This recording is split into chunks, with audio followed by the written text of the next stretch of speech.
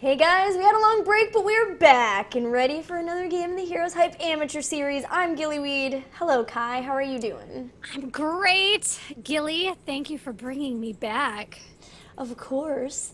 You guys didn't see it, but Kai gave me the most epic of thumbs up to let me know that she was ready to come back on cam ever. It was pretty fantastic. I try. It was very fancy. It was the fanciest thumbs up. But anyway, speaking of fancy, we have RFS Gaming versus Intensity. So we're going to see Intensity back again. If you guys already forgot, they were the winners of our first match. That was like 11 minutes on Cursed Hollow. So we'll see what they have in store for us on Tomb of the Spider Queen as we hop over to the draft. Gilly is so excited to be on Tomb of the Spider Queen and not Cursed Hollow. We just cast so many cursed games, man. I was like, I will pay someone $1 million if it's not Cursed Hollow, and then there it was. But I don't have $1 million, so sorry, guys. And the bans are already out. Intensity quickly banning out Zeratul, and RFS Gaming quickly banning out Zagara. Some very popular bans today, last week, every day, your entire life. I mean, these two are very popular anyway, but on this Battleground especially, absolute necessity. Look at this. The bans Fast of picks, are yeah. on fire. Intensity were like, oh, Leoric's available, done. And then RFS are like, well, then we respond with Johanna Uther. And this is like the standard right here. This is the standard of the standard, but from here things should get a little more interesting. We have two more picks before we move into the second ban phase. And for sure we should see some sort of damage. That's damage. All right, we're doing this. Map for Asmodan. We're in there. We're doing it. Hopefully he's going with the stack building spec. Oh, yes. So Leoric, if you're not going to have Johanna to help stack, Leoric is the one that you want to help because he's basically the same thing when it comes to that regard. So I think we'll see him going for that stacking, and they've got Jaina too. So now the draft comes down to what can RFS get that's going to disrupt this, because absolutely that's what you have to do. This is the easiest battleground for him to stack the Taste for Blood stacks on. So they've got to disrupt it and stop those rotations. Which can be very difficult on any map to stop Asmodan, but especially this map. It's small, it's easy for him to rotate from lane to lane to get stacks. There are extra minions for him to get stacks off of. It's just a great place for Asmodan to be. Yeah, he can pretty much throw a Globe of Annihilation from one lane from like mid to top. It's pretty easy to get those stacks. Like you said, it's going to be really difficult. I would like to see RFS draft very aggressively from here on out. Kerrigan would be pretty cool in my opinion. They've already got the Uther, the Johanna. It looks like Kael'thas and Rhaegar will be bans from both, but they definitely are going to have to get some early game aggression here in their next picks. I'm not sure Rhaegar was a worth ban. I mean, sure, he's a very strong healer, but Intensity can make great use of Malfurion. Innervate is great for Asmodan, keeping him in lane longer. They can get a lot of use out of that. It doesn't seem like a lot, his hero ability, his D. It doesn't seem like a big thing, but over time, just keeping Asmodan full of mana is... I just don't think I would use the ban for a healer. I would try to ban out the rest of the team they're going to build around Asmodan. I almost think that Malf would have been a priority for them over Rhaegar anyway, because you get Moonburn at 1, which does extra damage to minions, so they've got that. That helps with his stacking. Asmodan is basically another tank. He's a specialist, yes, and he does crazy amounts of damage once you build up Taste for Blood or his Globe of Annihilation, but he has a super high health pool, and that's the kind of composition that you want for Malfurion anyway, so I don't think Intensity are probably too upset about a Rhaegar ban at all. No, yeah, that's just not what I would have done in that case, but hopefully they have a reason for it and they're able to pick wisely from here on out. They do pick up Nazebo, and they did go with Kerrigan like you had thought. Yes! I'm excited. I'm so pumped. This is like what I want to see. If I'm going to see a team comp try to take on an Asmo, stacking Asmodan on Tomb of the Spider Queen, you just have to have that early aggression. So they've got Kerrigan. More aggressive in the early game than Kerrigan. Right. The most, straight up. You're absolutely right. And they've got so much zoning potential too. from Nazebo. Not only that, but Nazebo's going to be great. His spiders are going to be so annoying when trying to turn in for intensity. So Great denial. I'm pretty pumped there.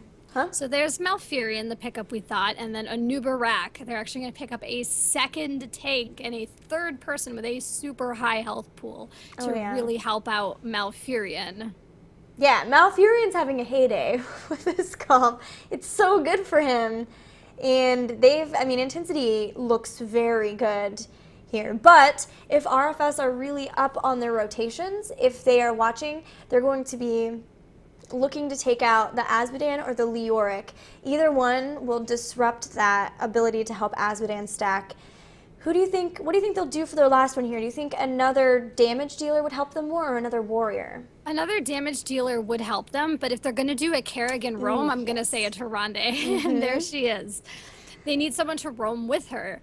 Somebody who can keep her alive during the roam, because you don't normally want Uther in the early game roam, and someone who can stun, and there she is.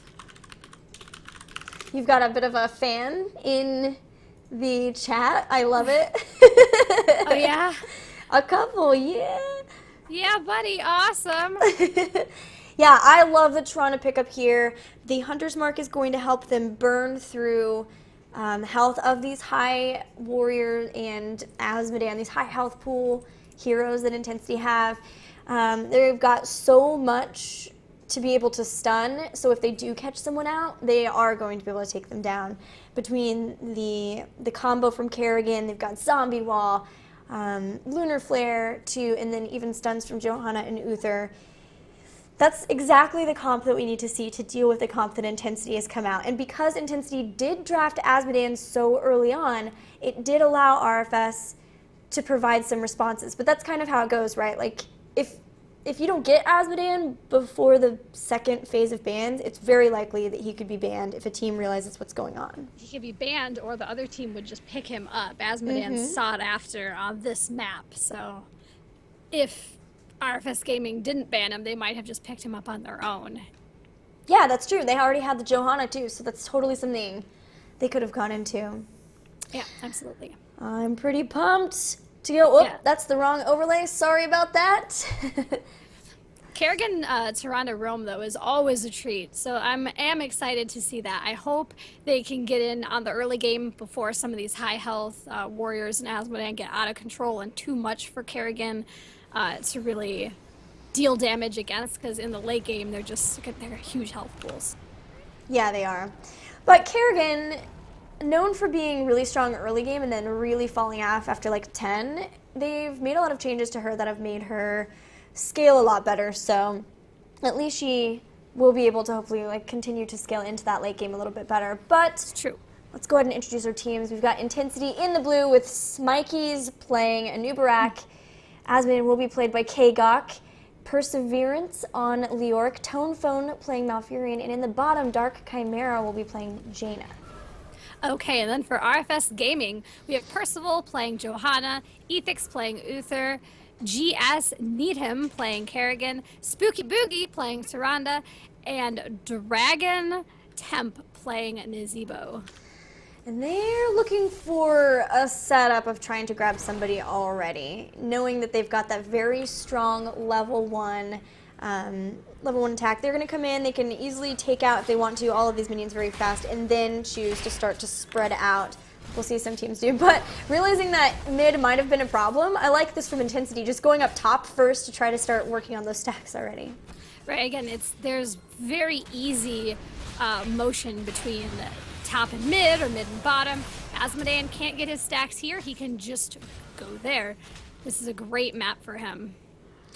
Looking at specifically, we do have the Taste for Blood with Azmodan, so that will be what they're looking for. Everything looks very standard. I love the Kerrigan build that we have so far. She's got the Siphoning Impact, so she heals if her Ravage hits an enemy. And a lot of times they'll pair that with Clean Kill at level 4, so then if it kills somebody, whoa, and speaking of killing somebody, Malfurion's going to go down here. But yeah, if it kills somebody, then it refunds all of the mana for it. So it really makes her a very good chase hero. She can start really just chasing down, trying to use her Ravage really effectively. And they go on Leoric. Yeah. this is what they need to do. This is how they stop the stacking. Yeah, and even though Asmodan is actually still up, the people who are helping him stack early game are who they're taking out. He's playing very far back, maybe too far for them to get at. So anyone who sticks their neck out in this lane, they're just jumping on, grabbing Kerrigan. GS Needham is hitting all of those Kerrigan combos, the pull with the spikes. And then you've got the Uther stun and the Tyrannus stun on top of that, and nobody's getting out. Yeah, and like we've mentioned before, they have the Hunter's Mark II. They've been able to take out Leoric. They might even be going after Leoric again here, but he's going to be able to Wraith Walk away this time. It will get a little bit easier for him once he can get Hardened Bones too. Last time he was picked up while he was trying to Wraith Walk away, and Hardened Bones will make him take less damage when he is in the Wraith Walk form. So as they go on, it will be easier and easier for them to be able to get those stacks, but just the longer that RFS can delay and try to control the turn-in points, try to take down early structures, maybe even look to get a keep before Asmodan gets super powerful, that's what they'll need to do. Right. The earlier the earlier they can get their aggression going, the better, because the late game is really going to belong to intensity. Yeah, and there's no way to stop the stacking on this battleground from getting up there eventually. But yeah, the longer they can prolong it and try to get some of those structures down, control the turn-ins, the better off they will be to try to mitigate that late game. That's going to be another big one, turning in and getting the Spider Queens, because the Spider Queens provide a lot of lane clear and presence, so they will themselves deny a lot of stacking for Asmodan. They'll clear out those lanes with their wave. I don't know the name of the ability, but they'll deny him any stacks during their period. Right. Looks like they're going to go after Perseverance here. He does dodge that, and he did pick up Hardened Bones, so it's good. He's finally going to be able to maybe stay alive in this rotation here, but looking at some of the other talents, we did pick up Sin's Grasp for our Asmodan. Not always the pickup there. It's basically his version of the Venom, but it's a little bit better even. A lot of times we'll see the Demon Warrior pick up there, but in this case he's going to have a little bit more of a burst damage dealing ability. He knows that he's going to be engaged upon and jumped on fairly often. Oh, down goes Leoric again. He is just really getting focused. But with Asmodan knowing he is going to be focused and the people around him, he probably wants to prepare more for team fights than for the lane push with the Demon Lord. Yeah, and especially where the lanes are very close together too, it's pretty easy to kind of rotate around and clear up any sort of push that he starts getting going, so it makes a lot of sense. Speaking of the turn-ins, we were talking about that earlier already, a turn-in here for our red team, and with this early turn-in, they're really going to be looking to, of course, continue putting the pressure on, but take down some of the towers in front of the forts, opening up the ability of getting a fort later on if they can't get one now, and then start getting even more ahead in terms of experience. Absolutely. Asmodan again moved up to the top, grabbed some minions there. Now he's moved up to the bottom, just trying to keep himself getting stacks. Can we see how many he has? 82. Yes.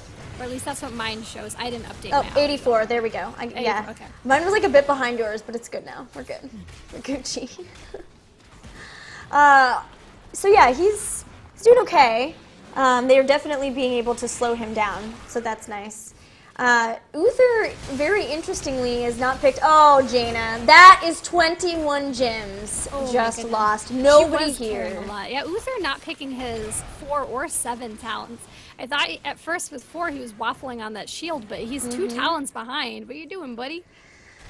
I mean, they don't necessarily need a cleanse. There's some stuns, and there's definitely a slow, which is what Dragon Temp's having a hard time with here. But Asmodan's going to go down here in the mid. But they could go for that W build if he wants more heals later on, the Boundless Conviction and what is the name of the Wave of Light? Yeah. I think that's what people have been gravitating toward a lot, but it always is scary to say, okay, I don't need a cleanse, when there are definitely things that cleanse would help with, like Entangling Roots and the stuns from a noob. But to pick nothing at all. I know. I mean, when he gets 10, he's going to have to pick stuff, because you have to pick it to get your heroic ability. Yeah, you gotta make a decision, man. He's paralyzed by this choice, Kai. He just cannot. All right, Tone Phone now on Malfurion venturing out from behind that gate where he was hiding from Percival. But Percival is clearing that lane so fast. Johanna's lane clear also so good. Tonephone getting caught out a little bit. Looks like the damage dealt 2 towers in bottom only, so really good defense from those web weavers. And there we go. There is the Boundless Conviction and the Wave of Light. And but no pick on heroic ability. Ah! You can't do this to us. Well, the rest of the ones they got are the Blessed Shield, Maelstrom, Starfall, and the Ravenous Spirit. Surely it's going to be Divine Shield with Kerrigan. Kerrigan, right. You very rarely see Divine Storm, and I would not expect it in this team composition at all. Really good job by RFS. They were able to secure a lot more gems with the turn-in. That's kind of one of the benefits. And they've got another turn-in right away. There is the Ravenous Spirit. 36 gems dropped on a Nubarak, and they're not going to be able to pick those up because the Ravenous Spirit is zoning them completely away. Such a good job by RFS in denying these gems and these turn-ins. And don't worry, Ethix did pick Divine Shield, and he did use it there on Kerrigan for that engage. Finally! Jaina, though. Easy. Jaina also having troubles picking, but they do have Cocoon, which is going to be... Who are they going to use that on? Either Uther or Nazebo, I guess. Ring of Frost picking up for Jaina. Tranquility, March, and Blackpool. All right. We don't see Cocoon or... Well, maybe Cocoon, but definitely not Ring of Frost all that often. Yeah, and usually when we do, it's paired with like a Devouring Maw or Void Prison.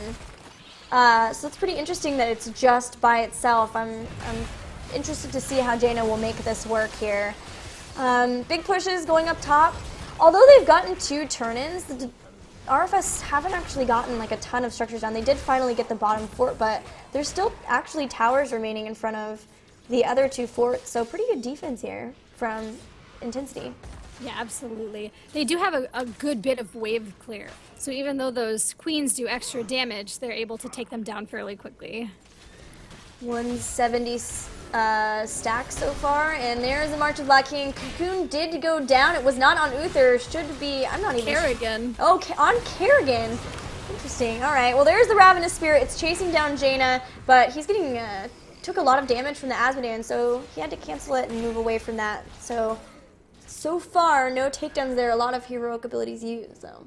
Maybe it was a self-preservation Cocoon. He was afraid of dying again to Kerrigan. He has so many times that he just cocooned her and ran. That was a really good Hammer of Justice into the Blessed Shield, into the pull from Kerrigan. They've got so much crowd control. Still, he has not gone down, though. Healing barely keeping him alive. And they're starting, I mean, Intensity are starting to turn this around a bit. Like, RFS are starting to have more difficulty securing these picks. Yeah, they're dumping heroics and a bunch of damage, all of their CC onto one person, and they're not able to secure the kills as quickly. That damage starts to fall off the later the game goes, and Asmodean's damage is going to start to catch up the later the game goes. He's been left alone in the bottom lane here for like 2 team fights just to gather stacks. That's dangerous. Right, he's at 208 now. Look at the damage Tirana took from that Infernal Globe right there. That was like a third of her health. Yep, that's going to start to happen. Once he gets the Black Pool, it's so much easier to start picking up those stacks. He really can do it by himself. He doesn't need the help anymore, which means the rest of the team is left to kind of just disrupt, stop the turn-ins, stop the aggression, hold it off, stave it off until he has enough stacks that they're going to be able to just poke for days. I'm concerned with the amount of damage RFS has done at this point. I don't know that it's enough. Right. Their lead, you would hope at this point, would be more than just a level and a half. Yeah. They got good early game kills. They especially exploited some weaknesses with Leoric in the middle lane, but they probably needed to look for Malfurion and Jaina, who would have been squishier, who they could have killed more times to try to get more experience, because their lead now might not be enough to keep ahead of Asmodean. Right. Yeah, and the difficulty with that is, I mean, Malf was at least with the team rotating around, but Jaina wasn't, so then they're not disrupting the Asmodean. They are going to go after a Nubrak. We'll be able to secure that takedown just on the nose of getting 13 for them, and Ravenous Spirit's going to start chasing people away. The Ring of Frost didn't really do anything. It kept Kerrigan in one spot so she didn't activate it, and I kind of thought that was the purpose of it when I saw the pick, was just to try to lock down Kerrigan. Same with the Cocoon. They're afraid of Kerrigan, so they're focusing all the CC they have on keeping her out of the fight. Even if she didn't get rooted with it, she was at least kept in one place where she couldn't chase. I mean, it's not the best use of Jaina's abilities, but if you're scared of her at level 10, you do what you do. Yeah. Kerrigan, by the way, is going Lingering Essence, so might go for the shield talent at 16 too, turning her into kind of more of a bruiser. So in that respect, they'll kind of have almost a double warrior type setup as they go into the later game.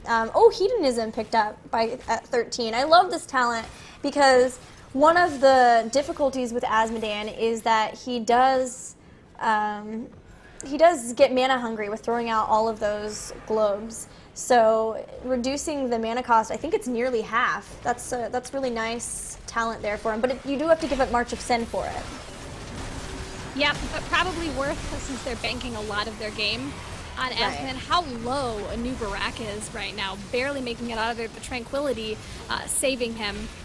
Percival going in very deep, very out of mana though, getting low. The laser from Asmodan almost killing him. His shield keeping him up. A noob went back into his death. Poor noob. He got greedy there. He did. He got those heals off Tranquility and forgot what got him low in the first place. Yeah. Man, Percival got so low. Really great healing by Uther, keeping him up in that fight. And third Web Weaver phase in the row here. This nice, long, prolonged fight here is also going to end up getting a takedown on Perseverance here, but also is denying them the ability to defend up top. So they should be able to get the fort off of this. It's getting pretty low. Dark Chimera is coming in now, and it won't secure the fort, but it's going to make it easy enough that a rotation should be able to come in, especially once they pick up this mid fort here. Looks like they might be greedy enough to go after these bruisers first, but Nazebo is up top starting to work on that, and it will drop the final fort for Intensity. So now we're on to inner keeps. They're in danger of getting catapults in their lanes at this point, and the XP gap is beginning to grow. That is what the Kerrigan team needs. I think she went the right way with picking up the shield talents as her great damage. What do we want to call it? Her damage advantage starts to wane in the later game, giving her a shield and health advantage to make her bruisier, like you had said, is probably the way to go, so that she's not completely at a disadvantage instead. Yeah, and that way, I mean, they're still going to throw heals on her, but the heals can really focus on, like, they can make sure to keep Zebo up.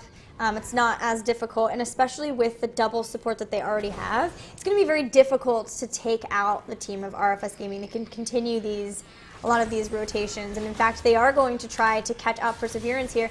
They know that their window is closing a bit. Asmodan's getting into the 300 range of his stacks. They're almost to level 16, so they're feeling the pressure a bit to try to get a big enough advantage that maybe they could take boss, they could get a keep, something like that. They don't quite have enough for a turn-in, but they are fairly close. They've done a great job, by the way, of controlling these turn-ins. Still none for Intensity.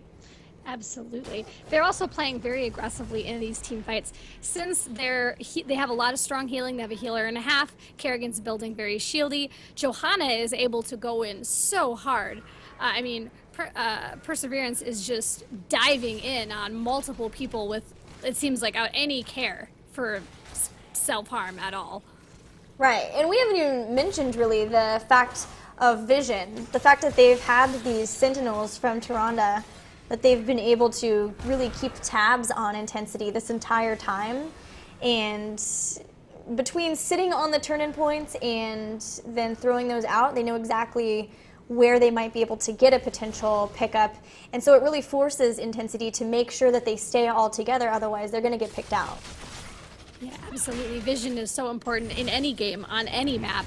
Whoever has the most vision tends to be at an advantage because you can plan your engagements and your ganks so much better.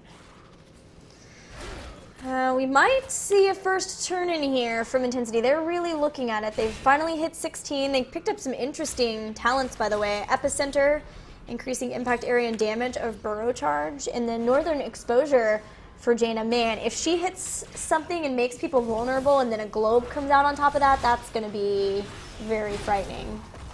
Yeah, absolutely. Her frost damage is going to stack like crazy as well. Ring of Frost, I believe, also is going to do a lot more damage if it could be triggered.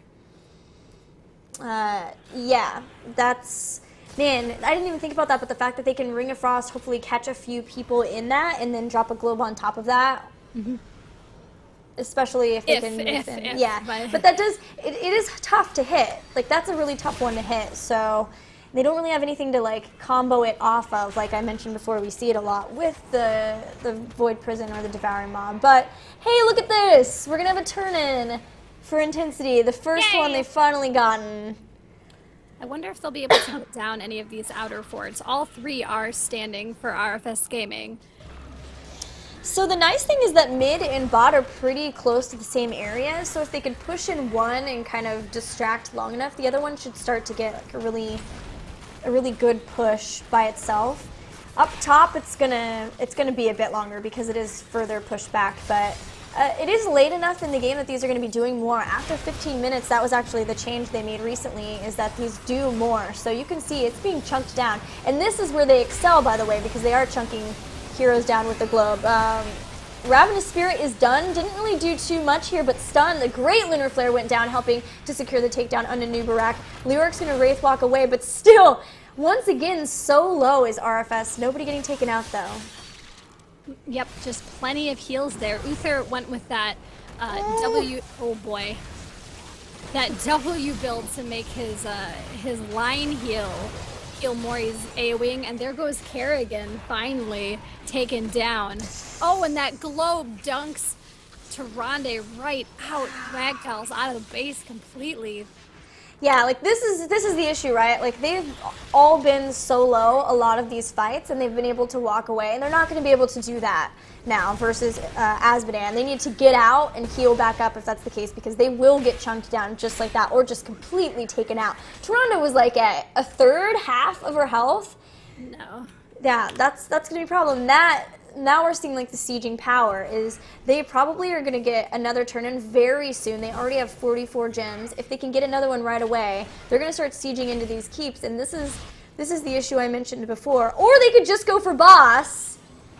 Oh wow, an aggressive move for RFS Gaming, or excuse me, Intensity, to go up and try to take the boss. There are 2 members still down from RFS Gaming. They don't have vision since one of those members is Tyrande, so it's the perfect time to go for boss. Yeah, they're not going to be able to get this, but they did get a turn-in, which is nice. They don't have to deal with the boss and turn-in. So now they've kind of forced Intensity to decide between pushing with their boss and potentially letting the lanes push all the way back to their base, or defending and then not really getting to push with the boss as much. So good choice there. Both teams, by the way, picking up Storm Talents. Alright, yeah, very even in XP. They hit 20 at like the exact same time. Nothing too crazy out of the ordinary that I'm seeing so far for their talents there. Yeah, we have the Annihilating Spirit again. Omega Storm is pretty interesting. No Bolt for Kerrigan. No, she's looking to deal some more damage. They need to make those kills and kind of finish this game at this point. Yeah. Yeah, I totally agree. It's getting to the point now where they're going to have trouble sieging into Intensity, but they definitely need to try to get a keep down, open up an avenue for dealing damage. They are going to be able to catch a new bout possibly here. Azmodan was in the bottom, still stacking. He's still far away. He's not made it to the rest of his team yet. That would have been a great time to make a pick. It was 4 versus 5, but they were not able to grab anyone. So what will they do here? Their Web Weavers are done. They are going to grab Bruisers, then maybe rotate down to the Giants. We could potentially see a fight there, since it seems both teams are looking at that. Looking at gems, we do have a potential of a turn-in for Intensity. And realizing this, RFS, you could see them throwing out the Sentinels. They might be able to catch somebody out in the turn-ins. Yeah, they really do need to stop a turn in, because on top of the web weavers, Asmodan is just going to be too powerful. They could probably get inner keeps or go right to core. That's Yeah, and we're at 500 too, so that is... stacks are done. Stacks are done. He is focusing solely now on throwing globes into the back line. I actually don't know why. I guess he just wants to make sure that the clears continue going. Yeah, he's got his general moving up there too, so he's kind of getting that passive push up top too, but that's what he's going to be looking to do. If it's not expressly to make sure to clear, then he's going to be saving those globes to throw out into the back line of RFS. Some of the other Storm tier talents, we're waiting for an engagement. Actually, we might have an engagement right away here. Percival going in very strong onto Asmodan, forcing him to back up, just ignoring Leoric and Anubarak. Anubarak caught out in the top by Kerrigan. He's going to go down. Tyrande getting the Divine Shield so she can run away. Do not stay in there. Tyrande, no! She really needs to get out. Kerrigan getting very low. She may also go down. Yes, she does. Yeah, the March of the Black King was huge. That positioning was perfect from Leoric. There is the Ravenous Spirit. It's on top of K-Cup, but it's doing like nothing, and the globe comes right back out. He doesn't even care. He's like, your spirit matters nothing to me. Now Dragon Temp getting chased down. He is going to go down to a skeletal swing, and that's the problem right there. They've made it to 500 stacks. They have not lost a keep, and it's now they're going to have web weavers pushing, and I think very likely we're going to see a keep down here. That Ravenous Spirit right up on the face of Light Asmodan. That was not good. He didn't even feel it. Didn't even tickle him. No. It was like, okay, have a globe. Ouch, that hurts a lot. Then he had to ice block, and that just put him in a terrible position for Perseverance to come right back around and smack him with his giant skeletal mace. But yeah, this keep will go down. Webweaver hadn't even gotten here yet, and the longer they can just keep the rest of RFS from focusing on the other lanes, the better. It looks like RFS will go top, so maybe we'll see Intensity push bottom to push it up. Nope, they're going to go back top too. Yeah, gonna move in. They're ready to fight. They have everything set up to fight. No reason for not to push into the top.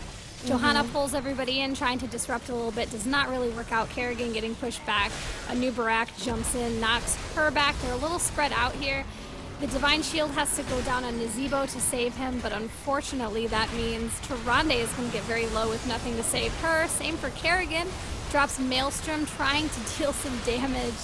The only one getting low is Malfurion, and he does go down. The Tranquility is so good there, kept him alive for so long, and now Kerrigan is going to go down. But, oh, that Lunar Flare was so good! Anub and Leoric both drop there, so 3 for 1. That's very favorable for RFS. Unfortunately for them, that fight was so incredibly long that now the bottom Webweaver went straight through. It had to go through the towers, and then the keep went all the way through that because that fight lasted so long. All the way through that and through 75% of their core. It's so low. It didn't just go through a little bit. It went through a lot of it. Their core's at 23%. Oh no. No wonder we saw Asmo sticking around in the bruiser pit for a while, throwing some more globes on top of that. That is going to be like impossible to defend. RFS are going to have to watch for back doors the entire rest of the game. Just Asmodan. Yeah, at the Asmo back door. You just scuttle on up there, throw a couple globes, they'll get right through that shield as it is. They're going to pick up the Bruiser camp, try to get some pressure to meet the Giant camp, the other Bruiser camp, coming up in the middle, Bruisers on Bruisers. Oh, Asmo Globe. Poor Tyrande, she's just too squishy right now for Asmodan. Yeah, she really is. I like this because Intensity they could force up at boss, like they could show a person up at boss and then send the rest in the back. That Tyrande knows better, she's got owls. Oh yeah, that's true. But like either way, she just scoped it. She's good. But like they could abuse that, right? Like they could put somebody up there, wait for the owl to come in, hide the rest of them, and then when everyone goes up, just backdoor in.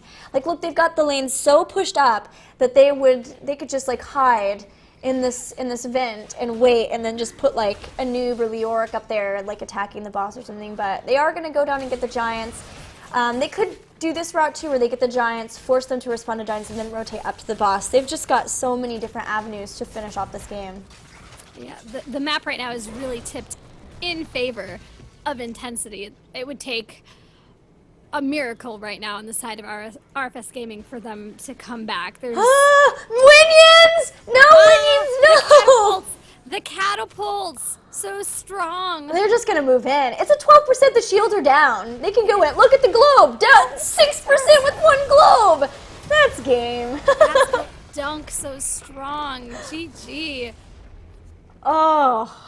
They did well in the early game. You can't say that RFS Gaming didn't do well in the early game, but it wasn't enough. Yes.